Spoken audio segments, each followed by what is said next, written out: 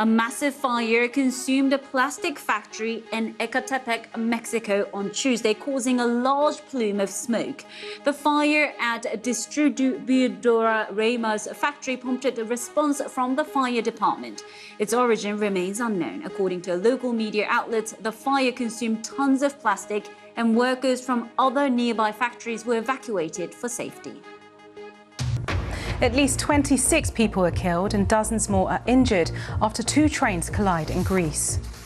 Fire officials in Greece say at least 26 people have been killed and dozens more injured in a train crash. A cargo train collided with a passenger train near the city of Larissa in the Fasuli region. Well, I'm joined now by Stephanie Prentice, who has been following the story for us. So, Stephanie, what's the latest?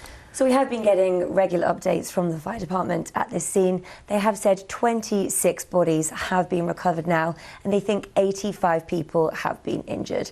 They've got dozens of rescuers on the ground. They're going through those carriages in the dark with torches looking for survivors. Now, we do know this was the result of a head-on collision between a passenger train and a cargo train. And details have been emerging. It happened in the Thessaly region. The governor there described the collision as very powerful. He called it a terrible scene. He said the first two carriages were almost completely destroyed, in his words, and the two after that were derailed entirely.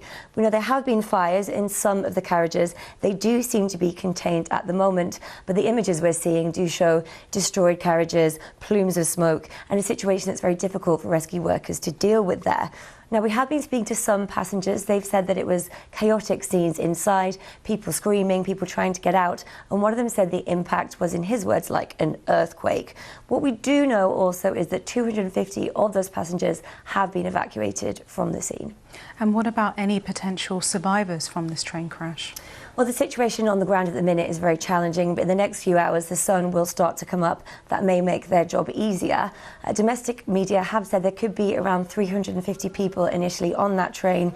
Given the early numbers, that does leave some people unaccounted for, but we will have to wait for a press conference to get more details.